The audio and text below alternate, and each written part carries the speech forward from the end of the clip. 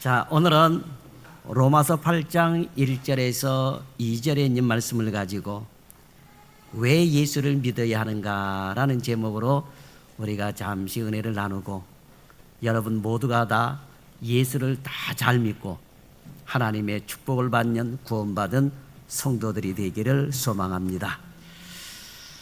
빌립보에서 보게 되면 너희 안에 이 마음을 품으라. 누구의 마음을 품으라고요? 예수 그리스도의 마음을 품으라 라고 하는 거예요. 오늘 말씀을 듣고 여러분의 마음에 예수님의 마음을 품고 여러분의 눈이 예수님처럼 보는 눈을 가지시기를 주님의 이름으로 축원합니다. 자, 우리가 잘 아는 이야기 가운데 조선을 건국한 이성계와 무학대사의 이야기 중에 이런 유머가 있습니다. 먼저 이성계가 무학대사에게 당신은 돼지처럼 생겼소이다 라고 말을 했습니다. 그러면서 이성계가 내 눈에는 당신이 돼지처럼 보이는데 당신 눈에는 내가 뭐처럼 보입니까? 하고 물었어요. 그러자 이 말에 우리가 잘 아는 말처럼 무학대사는 부처님처럼 생겼습니다 라고 말을 했습니다. 이 말을 듣고 이성계가 기분이 좋아졌는데 무학대사의 한마디가 더 이어집니다. 돼지 눈에는 돼지처럼 보이고 부처님 눈에는 부처님처럼 보입니다 하는 이런 얘기를 했다고 하는 거예요. 자, 러시아의 대문호 톨스토이 글 가운데서도 이런 비슷한 이야기가 나옵니다. 하루는 자기 집에서 일하던 두 종이 서로 싸우고 있었답니다. 큰 소리가 들리자 톨스토이가 나가서 보니 종 둘이서 서로에게 별명을 붙인 것이 감정을 상하게 했던지 서로 말다툼을 하고 있었더라라고 하는 것입니다.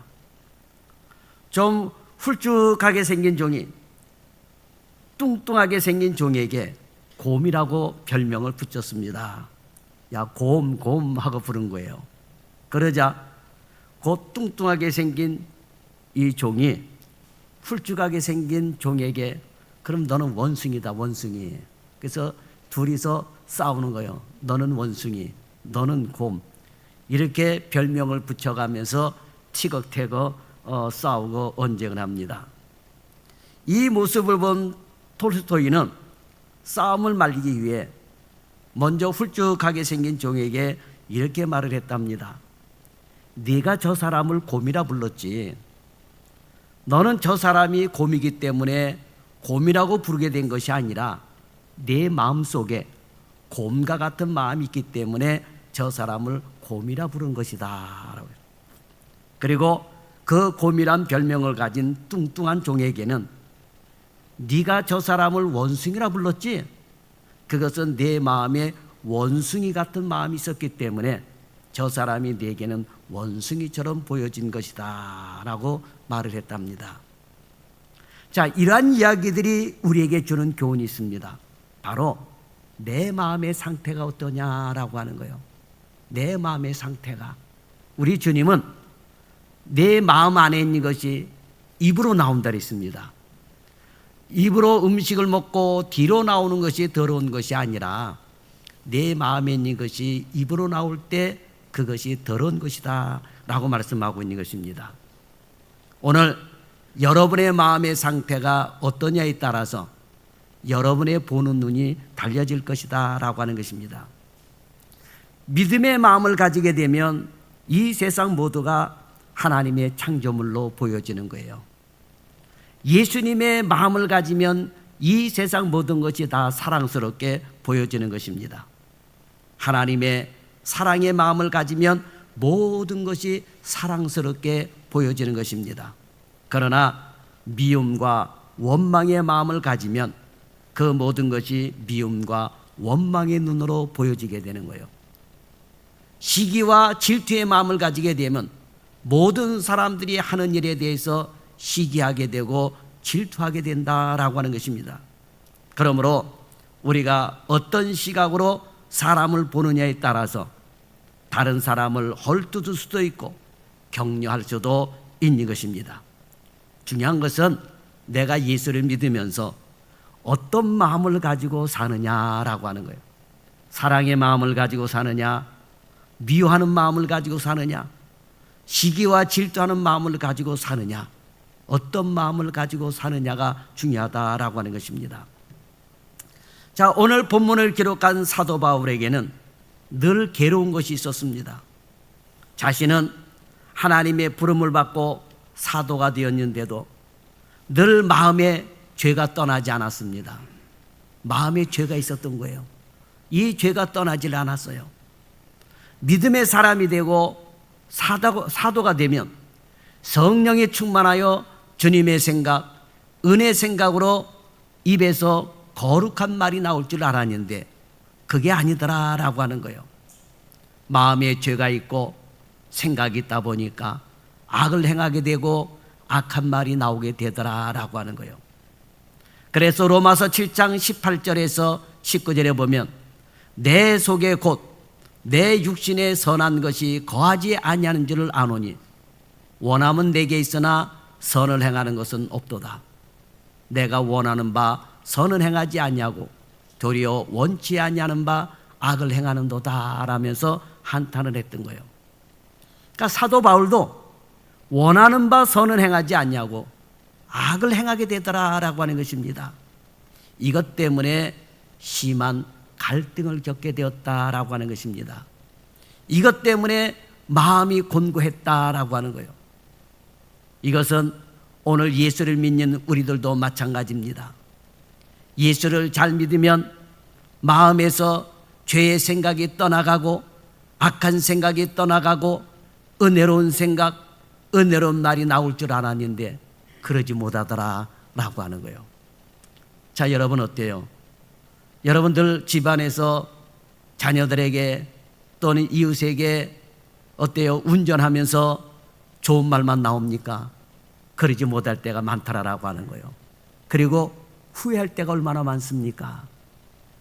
집사가 되고 장로가 되고 목사가 되면 참 거룩할 줄 알았는데 좋은 말만 나올 줄 알았는데 어디 그렇습니까? 전혀 그렇지 못하더라라고 하는 거예요. 내가 원하는 바 선은 행하지 아니하고 도리어 원하지 아니하는 바 악을 행하는도다라는 사도 바울의 고백과 같은 고백을 우리도 하게 되더라라고 하는 거예요. 그래서 때로는 실수를 하고 때로는 그래서 낙심하고 후회하고 절망하기도 하는 것입니다. 내가 예수를 믿으면서도 내가 거룩한 성도가 되었는 줄 알았는데 내 수준이 이것밖에 안 되나 하고 낙심할 때도 있더라라고 하는 거예요. 그런 면에서 사도 바울의 고민과 우리의 고민은 인간의 모든 고민은 같다라고 하는 것입니다. 자, 그런데 오늘 본문에 보면 사도 바울의 이러한 고민이 깨끗이 예수를 믿고 해결이 됩니다. 그 해결된 이유가 뭘까요? 첫째로 그리스도 예수 안에 있는 사람은 결코 정죄함이 없다라고 하는 것입니다. 자, 죄를 졌어요.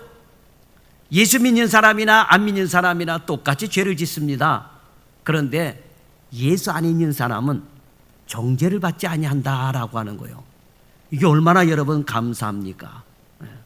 자, 본문 1절에 보면 그러므로 이제 그리스도 예수 안에 있는 자에게는 결코 정죄함이 없나니라고 말씀을 하고 있습니다.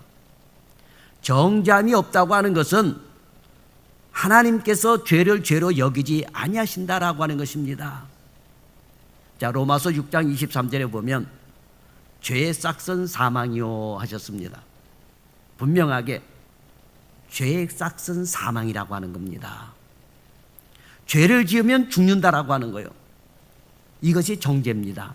그러니까 여러분, 인간이 왜 죽는지 이제 알게 되었죠.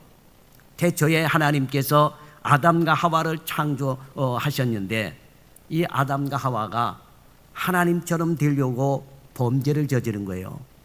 그래서 먹지 말라고 하는 선악과를 따먹었습니다.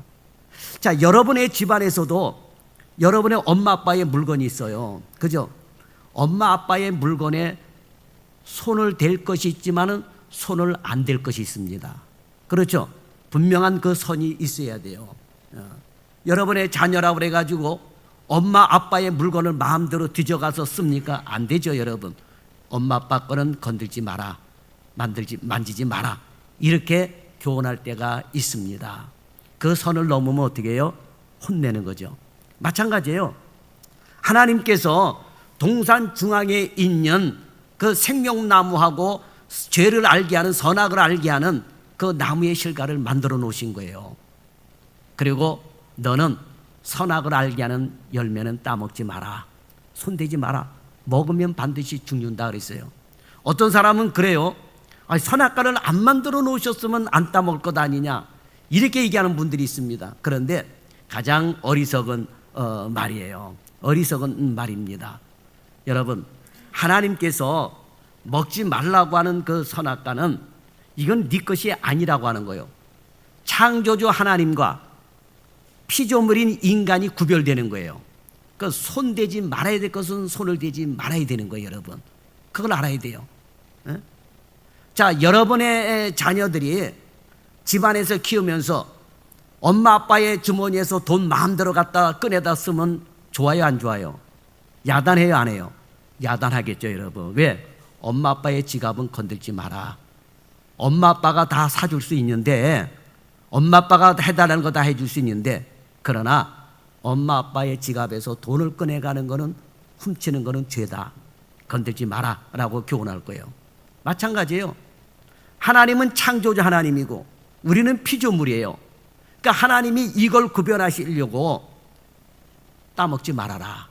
그러면 따먹지 말라고 하는 거는 따먹어야 돼요, 안 따먹어야 돼요? 안 따먹어야 되는 거예요. 그런데 마귀의 게임에 빠져가지고 하나님처럼 된다라고 하는 그 말에 그만 선악과를 따먹었습니다. 그래서 죄가 들어와서 인간은 타락을 한 거예요. 그래서 하나님께서 너는 흙에서 왔으니 흙으로 돌아가리라. 여러분, 저와 여러분 모두가 다 흙으로 왔어요. 그래서 이제 흙으로 돌아가는 거예요. 죽게 되면 흙으로 여러분 돌아가라고 흙으로 뿌리잖아요, 여러분. 그렇잖아요. 예? 그러니까 저와 여러분은 모두 다 죽게 되었는데 하나님께서 살릴 수 있는 방법을 주신 거예요. 그것이 뭐냐? 바로 예수 그리스도를 이 땅에 보내주셔서 예수 그리스도를 믿으면 죽지 아니한다라고 하는, 그래서 선악과를 따먹는 순간에는 우리에게 사망이 와서 서서히 죽어가고 있지만, 그러나 우리가 예수를 믿는 순간에는 육체는 죽어가지만 우리의 속사람은 어떻게 돼요? 날마다 새롭게 된다라고 하는 것입니다. 그러니까 여러분, 우리 예수 믿는 사람은 이제 정죄를 당하지 아니한다라고 하는 것입니다. 우리가 예수를 믿는 순간 하나님은 그 아들 예수의 피를 보고 우리의 죄를 다 용서해 주십니다. 본문 2절에 보면 이는 그리스도 예수 안에 있는 생명의 성령의 법이 죄와 사망의 법에서 너를 해방하였음이라 라고 말씀을 하고 있습니다. 로마서 5장 12절에는 인간은 모두가 다 죄인이고 그로 인해 사망에 이른다라고 말씀을 합니다. 이것이 예수 믿기 전의 모습이에요. 예수 믿기 전의 모습이. 그러니까 여러분, 예수를 안 믿으면 영생에 대한 소망이 없으니까 예수 안 믿는 사람의 울음하고 예수 믿는 사람의 울음하고는 달라요, 여러분. 부활의 소망이 있는 사람하고 부활의 소망이 없는 사람하고는 죽음을 맞이하는 그 태도가 다르다라고 하는 것입니다. 자, 모든 인간은 죄인입니다. 그로 인하여 사망에 이르게 된 것입니다. 이것이 예수 믿기 전의 모습이에요. 예수 믿기 전 모든 인간은 죄로 인하여 죽습니다. 보통 사람은 두 부류가 있습니다. 한 부류의 사람은 자신이 죄를 지으면 죄를 아는 사람이에요. 양심의 가책을 느껴요. 아이고, 내가 이러면 안 되지. 그런 사람이 있어요. 도덕적이고 죄에 대해 민감한 사람은 자신이 죄인임을 알고 죄를 짓지 않고 살려고 노력을 합니다. 예수 안 믿는 사람도 그렇게 노력을 해서 살아요. 그래서 여러분, 간혹가다 그러잖아요. 아유, 저 양반은 법 없이도 살 사람이다. 예수 안 믿어도 법 없이도 살 수 있는 사람이 우리 주위에는 많아요. 그런데 죄를 짓지 않고 살 수 없음을 알고 간혹 가다가 인간들을 보면 수도를 하고 수양을 하고 여러 가지 방법을 다 동원을 합니다. 그런데 이게 안 되는 거예요. 수양한다고 해서 되는 것이 아닙니다. 수련한다고 해서 되는 것이 아니에요. 오히려 죄의 재책만 더 커져가는 거예요. 그래서 사도 바울과 같은 고백을 합니다. 오라, 나는 곤고한 사람이로다. 이 사망의 몸에서 누가 나를 건져내랴라고 고백을 했던 것입니다. 자, 또 한 부류의 사람은 자신이 죄인임을 모르는 사람이에요. 한 부류의 사람은 죄를 짓고 내가 이렇게 죄 지면 안 되지, 내가 이러면 안 되지 하고 깨달은 사람인데, 한 부류의 사람은 자신이 죄를 지으면서도 이게 남한테 피해가 가는지 죄가 되는지 그냥 모르고 막 사는 사람들이 있습니다. 한마디로 말해서 죄에 대한 감각이 없는 거예요. 양심이 무뎌져 버린 겁니다. 이런 사람은 워낙 죄가 일상화되어 있기 때문에 죄에 대한 감각이 없으니 죄를 지으면서도 남에게 피해를 주면서도 그것이 죄인지를 모르는 거예요. 그러니 당연히 죄책감이 없는 사람입니다. 그런데 이런 사람들이 우리 주위에 너무나도 많아요. 한 예로 우리 교회 주차장에 간혹 쓰레기 버리고 가는 사람들이 있어요. 차에서 내려가지고 쓰레기를 버리고 가요. 음식 쓰레기도 버리고 가고, 여러 가지 그런 잡다한 쓰레기, 차 안에 있는 그런 쓰레기들을 버리고 가고, 심지어 그 전에 어떤 카페를 하던 분은 밤에 몰래 와가지고 우리 교회 주차장에다가 이 재활용 쓰레기를 잔뜩 버리고 간 사람도 있어요. 나는 그거 참 희한해요. 그 아파트 안에 갖다 재활용 쓰레기 버리면 되는데, 또 어떤 사람은 꼭 앉아가지고 담배를 피고 가래침을 빚고 그러면서 이 교회 주차장에다가 담배를 버리고 갑니다. 제가 그것을 목격하고, 왜 쓰레기를 남의 주차장에다 버리고 담배 꽁초를 이렇게 함부로 버리냐 하고 말을 하게 되면 여러분 뭐라 그러는 줄 알아요? 아유, 죄송합니다, 제가 다시는 안 그러겠습니다. 이래야지 되는데, 심지어 어떤 사람은 뭐 경찰에 고발하세요, 구청에다가 고발하세요 이러면서 큰 소리 치는 사람들이 있어요. 여러분, 이 얘기 들을 때 얼마나 황당하겠습니까? 이런 사람들은 양심이 무딘 사람이에요. 보통 사람 같으면 아이고 죄송합니다, 이래야지 되는데, 뭐 카메라 찍혔어요? 그럼 그거 갖다가 구청에다 고발하세요. 뭐 경찰에 고발하세요. 차량 남바 다 찍혔네요. 그럼 고발하세요, 이러는 거예요. 그러니 여러분 생각해 봐요. 얼마나 얼굴이 두껍습니까? 죄를 짓고 남한테 피해를 주면서도 큰 소리 치는 사람들이 있더라라고 하는 거예요. 왜 그럴까요? 남에게 피해를 주고도 죄에 대한 감각이 없어서 그렇다라고 하는 거예요. 이런 사람은 죄를 지으면서도 그게 죄인지도 모르고 오히려 더 당당히 하더라라고 하는 것입니다. 이런 사람들은 결국은 하나님의 진노 앞에 설 수밖에 없는 것입니다. 물론 죄에 대한 감각이 있는 사람이나 없는 사람 모두 예수를 믿지 않으면 동일한 정죄를 받게 되는 것입니다. 이 사실을 갈라디아서 2장 16절에 보면 이렇게 말씀합니다. 사람이 의롭게 되는 것은 율법의 행위로 말미암음이 아니요 오직 예수 그리스도를 믿음으로 말미암은 줄 알므로 우리도 그리스도 예수를 믿나니 이는 우리가 율법의 행위로서가 아니고 그리스도를 믿음으로써 의롭다함을 얻으려 함이라. 율법의 행위로서는 의롭다함을 얻을 육체가 없느니라 라고 성경은 말씀하고 있습니다. 율법을 가지고는 의롭게 될 수 없다라고 하는 거예요. 의로운 행위를 가지고는 의롭게 될 수 없다라고 하는 것입니다. 그러니까 죄에 대한 감각이 있든 없든 모든 사람은 다 예수를 믿지 않으면 하나님의 정죄 아래에 있다라고 하는 것입니다. 자, 그런데 그러면 어떻게 예수 믿는 사람은 정죄를 받지 아니할까요? 바로 예수를 믿는 믿음 때문이에요.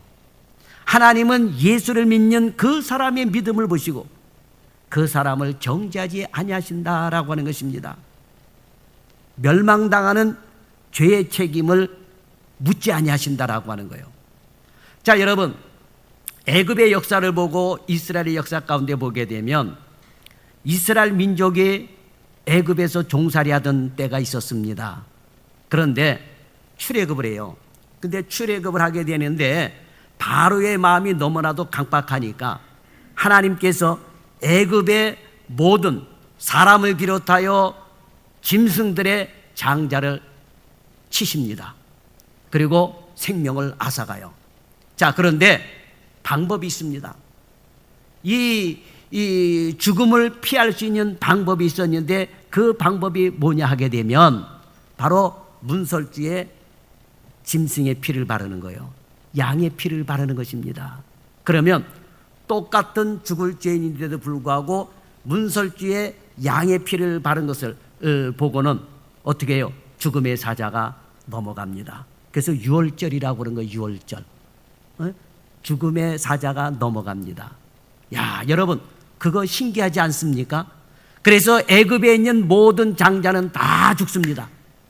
그리고 바로가 더 이상 견디지 못해서 너희들 빨리 나가라 해가지고 출애굽을 시키는 것입니다.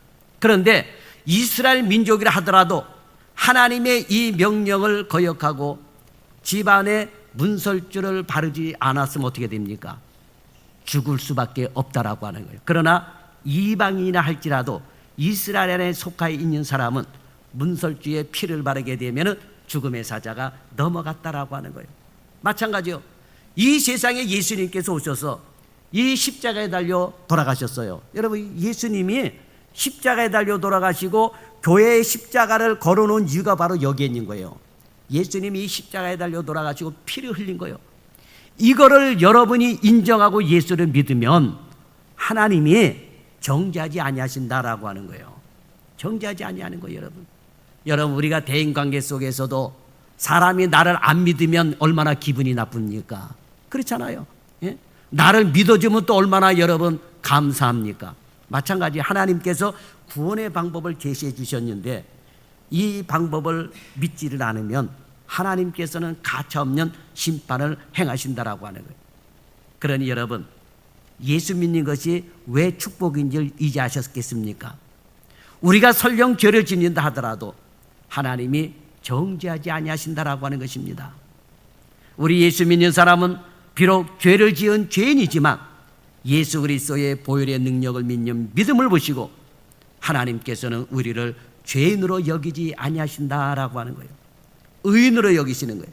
이것을 신학적으로 칭의다. 칭의다. 의롭게 칭함을 받는다. 누구 때문에? 예수님 때문에 칭의라고 하는 거예요. 사도 바울은 이 놀라운 사실을 깨달았습니다. 이 사실을 깨달았을 때 죄에 대한 모든 고민과 염려가 사라진 거예요. 그리고 마음의 기쁨과 평안과 감사가 충만했다라고 하는 것입니다. 오늘 우리도 예수를 믿을 때에 하나님의 정죄함이 없다는 사실을 깨달아 예수를 잘 믿는 성도들이 되시길 바랍니다. 또한 예수 믿는 사람은 죄를 이길 수 있는 능력도 있게 되는 것입니다. 그 다음에 두 번째로 예수 안에 있는 사람은 죄와 사망의 법에서 해방이 되었다라고 하는 거예요.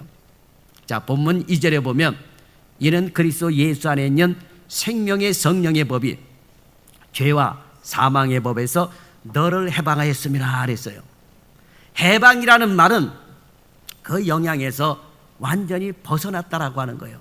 자, 여러분, 우리나라가 일제 36년 동안 얼마나 억압을 많이 받았습니까?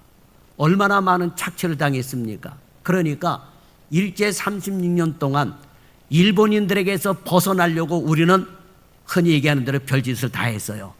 흔히 일본 사람들을 때려주기도 하고 독립운동한다고 나가라고 이렇게 싸우기도 하고 전투도 하게 되고 그 다음에 대한독립 만세도 불러보고 그 유명했던 이범석 장군이나 김자진 장군이 봉오동 전투라든지 이런 전투에서 아주 엄청난 전가도 올렸지만 그런데 해방이 됐어요, 안 됐어요? 안 됐어요, 여러분. 1919년도에 여러분 대한독립 만세를 외쳤습니다. 얼마나 대한독립 만세 외쳤습니까? 그런데 돌아온 거는 뭐요? 얼마나 많은 핍박과 고난이 왔는데 전국이 그냥 아이고 했어요. 전국이. 왜? 너무나도 많은 사람들을 데려다가 잡아 죽임으로 인해서 1919년도 아이고 연도가 됐어요. 여기도 아이고 저기도 아이고 아이고 아이고 하면서. 왜 그렇습니까? 일본 사람들이 놔주지를 않은 거예요. 놔주지를 않았습니다. 그러니 여러분, 얼마나 우리 민족이 피해를 받습니까? 해방된다고 하는 게 여러분 쉬운 일이 아니에요, 여러분.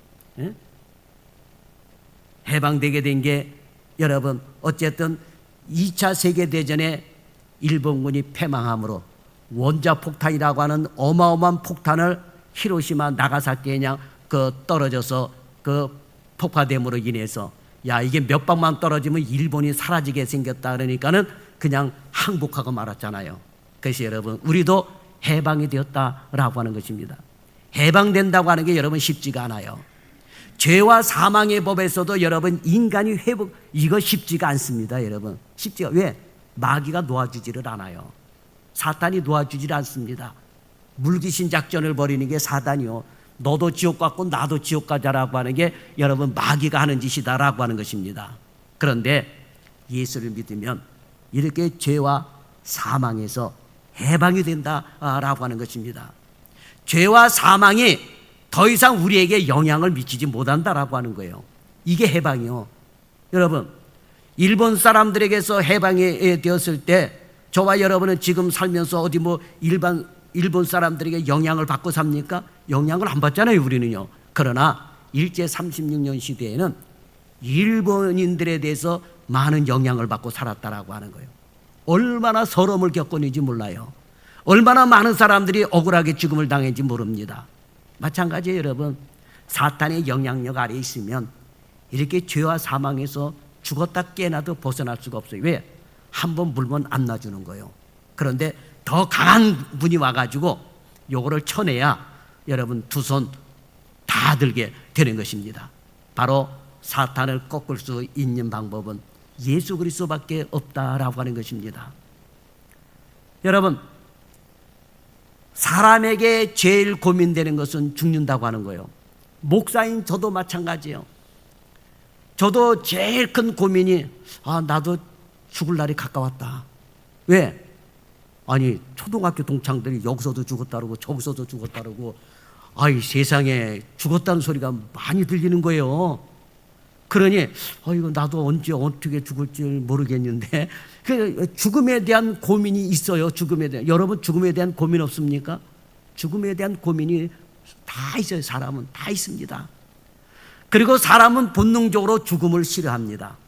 본능적으로 죽음을 싫어해요. 왜 그렇습니까? 죄의 삭시 사망이기 때문에 그래요. 돈이 아무리 많으면 뭐합니까? 죽으면 소용이 없는데 여러분. 여러분의 집에 금덩어리가 있으면 뭐합니까? 죽으면 그만인데 여러분. 그렇지 않습니까? 어떤 사람은 금값 올라서 좋다 그러는데 그거 좋아봐야 얼마나 좋겠어요 여러분. 어떤 사람은 그래요. 금값 10만 원 할 때 샀는데 지금 80만 원 됐댔죠. 정확히 얼마인지는 모르겠지만 그거 가지고 좋아하더라고요. 근데 그거 산더미처럼 있어봐야 뭔 소용이 있겠느냐라고 하는 거예요. 지식이 많고 박사가 여러 개가 되면 뭐합니까? 치매 오니까는 박사가 10개 있어도 소용이 없더라고요. 치매가 오게 되니까 그저 죽을 날만 여러분 기다리게 되는 거예요. 그러니까 여러분 죄의 삭은 사망이요. 이런 사실을 인정하지 않고 심지어 몰라도 왜 사람이 죽음을 싫어하느냐 하면 성경적으로 보면 죽음 이유가 두렵기 때문이요. 죽음 이유가 두렵기 때문입니다. 그것은 뭐요? 심판이 있음을 사람은 본능적으로 알고 있는 거예요. 본능적으로 알고 있습니다. 그런데 예수를 믿는 사람은 죽음이 두렵지 않습니다. 죽음 후에 영광을 바라보기 때문인 것입니다. 물론 그렇다고 예수 믿는 사람이 일부러 죽음을 선택해서는 안 됩니다. 하나님은 모든 사람에게 사명을 주셨고 달란트를 주셨으며 은사를 주셨습니다. 그 이유는 세상에서 자신만이 감당해야 할 사명이 있기 때문입니다. 내가 볼 때 내가 부족해 보여도 나에게는 사명이 있습니다. 나만이 할 수 있는 세상에 교회에 분명히 사명이 있는 것입니다. 그것이 달란트고 사명이고 은사인 것입니다. 우리는 그 사명을 다하고 주님 앞에 서야 되는 거예요. 그래서 믿음의 사람은 불신자들처럼 죽음을 두려워하지 않습니다. 그 이유는 예수 믿는 사람은 죄와 사망에서 해방되었기 때문에 죽음을 두려워하지 않고, 예수 믿지 않는 사람들은 본능적으로 죄와 사망에서 해방되지 못했기 때문에 죽음을 두려워하게 되는 것입니다. 빌립보서 1장 21절에 보면 사도 바울의 유명한 고백이 있습니다. 이는 내게 사는 것이 그리스도니 죽는 것도 내게 유익이라 했습니다. 이것은 예수 믿는 모든 사람의 고백이기도 한 것입니다. 우리에게 죄는 더 이상 영향을 미칠 수가 없다라고 하는 것입니다. 죄의 가장 강력한 영향은 죽음이에요. 죄의 가장 강력한 영향은 죽음입니다. 그런데 예수 믿는 사람은 죽음을 두려워하지 않습니다. 왜? 예수를 믿으면서 죄와 사망에서 해방되었고, 육체는 죽어도 우리는 다시 부활하게 되는 부활의 소망이 있기 때문이다 라고 하는 것입니다. 자, 여러분, 우리가 잠잘 때에 두려워합니까? 두려워하지 않습니까? 잠잘 때는 두려워하지 않아요. 왜 그렇습니까? 내일 아침에 일어날 수 있으니까. 그죠? 그런데 내가 내일 아침에 못 일어난다 생각하고 잠자리 들면 얼마나 불안하겠습니까? 그렇잖아요. 그러니까 예수를 안 믿는 사람은 본능적으로 아이고 이거 죽게 되면 지옥에 가게 되는데 이거 큰일 났네, 그러면서도 마음이 강박해서 예수를 안 믿습니다. 그러나 예수를 믿는 사람은 부활의 소망이 있기 때문에 감사함으로 눈을 감을 수가 있다라고 하는, 왜? 다시 깨어날 수 있는 부활의 소망이 있기 때문이다라고 하는 거예요. 이러한 사실을 죄의 문제, 사망의 문제로 고민하던 사도 바울은 깨달았습니다. 그러기에 기뻐하고 감사하면서 로마에 가서 복음을 전하다가 목이 잘리는 순교를 하는데도 불구하고 그 죽음을 감당했다라고 하는 것입니다. 사도 바울이 60세 정도 돼가지고 오늘날 로마에서 목 잘리는 그런 형벌을 받았다라고 하는 거예요. 그러면서도 그것을 감당했다라고 하는 것입니다. 은혜를 깨닫는 것이 이렇게 중요합니다. 우리 모두 주님의 사랑과 주님의 마음을 깨닫기를 바랍니다. 그 힘으로 이 세상에서 감사와 기쁨이 충만하기를 축복합니다. 자, 세 번째로 그리스도 예수 안에는 영원한 생명이 있기 때문에 예수를 믿어야 되는 거예요. 예수 안에는 영원한 생명이 있다라고 하는 것입니다. 로마서 8장 11절에 보면 사도 바울은 죽는다 하더라도 주님이 자신을 다시 살려줄 것을 확신했던 것입니다. 자신에게는 영생이 있으며 하나님의 나라가 있다는 사실을 깨달았습니다. 그래서 부활의 소망이 생긴 거예요. 많은 분들 가운데 내가 이렇게 살아서 천국에 갈 수 있을까라고 고민을 합니다. 오늘 죽는다면 나는 천국에 가기 어렵다라는 생각을 하는 사람들이 의외로 많습니다. 그러면 왜 그런 고민을 할까요? 바로 구원을 행위로 받는다라고 생각하기 때문에 그렇습니다. 구원을 오해하고 있기 때문에 그렇습니다. 천국에 가는 것은, 영생을 얻는 방법은 철저하게 예수를 믿는 믿음으로 가는 거예요. 다른 것 없습니다, 여러분. 믿음으로 가는 것입니다. 사람은 100번 죽었다 깨어난다 할지라도 절대로 행위로는 구원받을 수가 없습니다.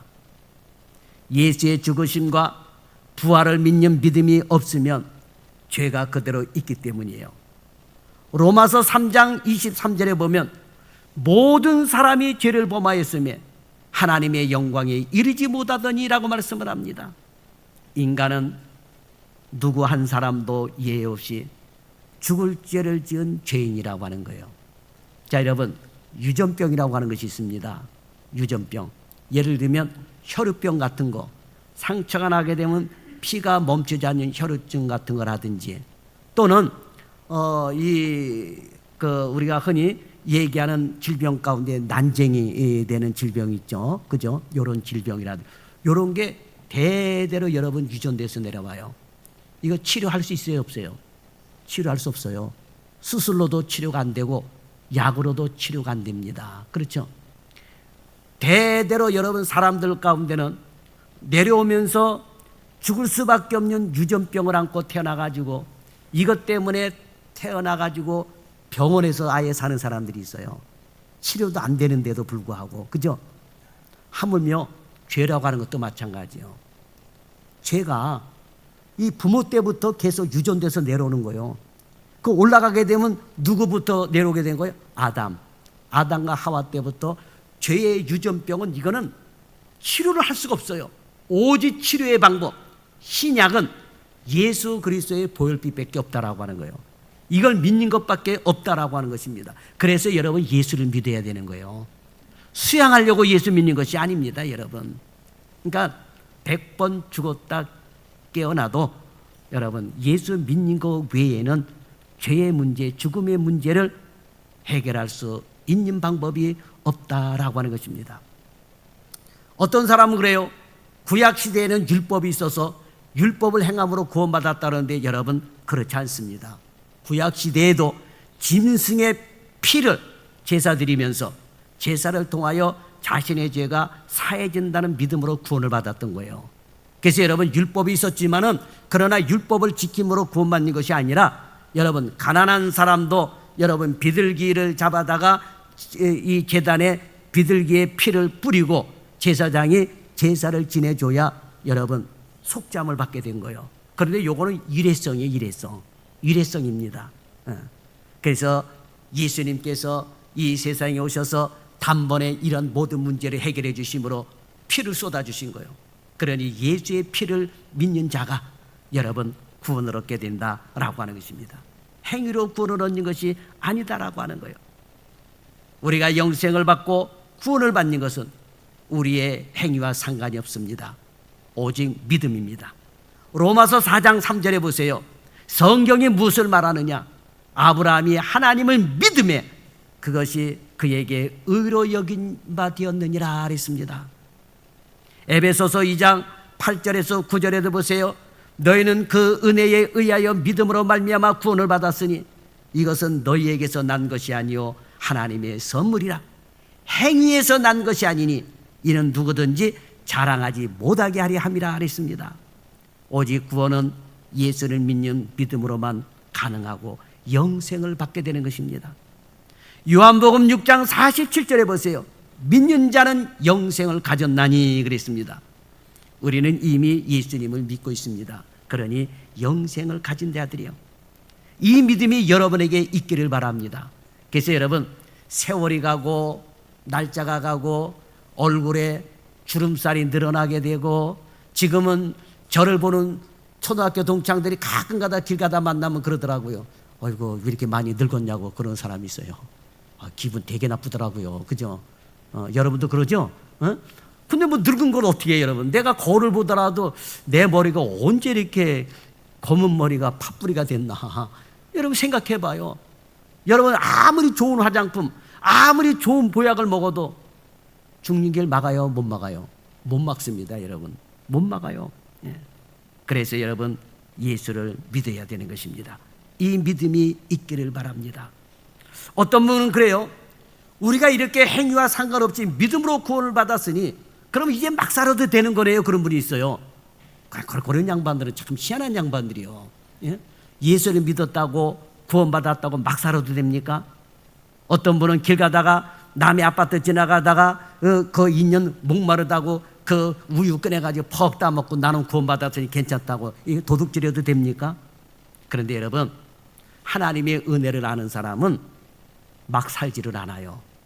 그렇게 죄짓지 않습니다. 남에게 피해를 주며 살지를 않아요. 자, 망나니 자식들 보세요. 자식도 망나니 자식들이 있어요. 부모 속일 썩이고 부모 말 안 듣고. 그런데 나중에 부모의 은혜를 알게 되면 어떻게 돼요? 변화받아요. 변화받게 되면 어떻게 됩니까? 망나니 자식이 모범생이 돼요. 여러분 막 살지가 않는다니까요. 우리 인간도 마찬가지예요. 하나님의 은혜를 알게 되면 막 살지 않아요. 죄 짓고 살지 않습니다. 오히려 하나님의 은혜에 감사해서 내가 선행을 베풀며 변화된 삶을 살게 되는 거예요. 그러니까 여러분 예수 믿어서 구원받았다니까 그러면 이제는 막 살아도 되고 죄를 지어도 되네. 이 사람은 아직도 구원이 먼 사람이에요. 여러분 그렇게 살아서는 안 된다라고 하는 거예요. 예수를 믿는 믿음이 그 안에 있다면 절대로 막 살 수가 없습니다. 오히려 감사하며 사랑하며 여러분 모범생으로 살게 되는 것입니다. 이것을 알기에 사도 바울은 죽음을 두려워하지 않았습니다. 영생이 있기에 고난을 두려워하지 않았습니다. 그래서 복음을 전하면서도 자기의 목을 내놓고 오늘날의 로마 그 광장에서 여러분 순교당했다라고 하는 것입니다. 사도 바울의 목이 떨어진 순교된 장소가 지금 잇따르잖아요. 여러분 로마에 가면 여러분 거기에 잇따릅니다. 목을 쳤는데 목이 3번을 이렇게 튕겨가지고 여러분 했다 그러더라고요. 어쨌든 그 장소가 여러분 있습니다. 그러면 누군지 목숨을 안 아낀 사람이 어디 있겠습니까? 그러나 사도 바울은 죽어도 다시 살리시는 부활의 신앙을 믿었기 때문에 이것을 전하려고 목숨을 걸고 예수님을 전했다라고 하는 거예요. 사도 바울이 그렇듯이 우리는 정직하지 못한 것 때문에, 바르게 믿음으로 서지 못하는 것 때문에, 하나님 중심으로 살지 못하는 것 때문에 나 자신을 스스로 비하하는 마음이 있습니다. 곤고한 마음, 괴로운 마음이 있습니다. 그러나 우리는 하나님의 아들이고 자녀이기에 하나님은 언제나 우리를 사랑하시며 돌보시고 우리가 실수해도 결코 정죄하지 않습니다. 그러니 죄 짓는 것을 가볍게 생각하지 말고 하나님의 자녀로 살기 위한 몸부림이 있어야 합니다. 믿음을 가진 사람은 말씀대로 살기 위한 몸부림이 있어야 되는 것입니다. 그러나 내가 의지가 약해서 죄를 지었다고 자책하거나 자해하거나 곤고하지 마십시오. 하나님은 나의 모든 저주와 죄악과 멸망을 다 예수님의 보혈의 피로 깨끗이 씻어주셨습니다. 그러니 구원받은 자녀답게 하나님의 은혜에 감사하며 말씀대로 살아가는 저와 여러분 되시기를 예수님의 이름으로 축원합니다. 기도하겠습니다. 사랑의 아버지, 오늘 주님의 말씀을 듣고 예수님이 십자가 위에서 흘리신 피를 믿고 진정 예수님을 믿는 믿음의 성도들이 되게 하여 주옵소서. 죄에 눌린 자마다 예수 그리스도의 보혈로 깨끗이 씻음을 받고 해방되고 악한 원수 마귀에서 노연함을 받게 도와주옵소서. 인간이 사탄의 꾀임에 넘어가 죄를 짓고 질병과 죽음을 맞이하게 되었는데 이것을 해결할 수 있는 것은 예수 믿는 것뿐이라는 사실을 다시 한번 깨닫게 하여 주시고 예수를 전도하여 남도 구원받게 하는 성도들이 되게 하여 주옵소서. 우리가 이 땅에 7, 80년 사는 동안에 영육 간의 강건함을 주시고 모든 질병도 치료하여 주시고 특히 우울증이 치료받고 평안한 마음을 얻게 하여 주옵소서. 오늘 살아가는 성도들에게 하나님의 영광으로 채워주실 줄을 믿습니다. 예수님의 이름으로 감사하며 기도드리옵나이다. 아멘.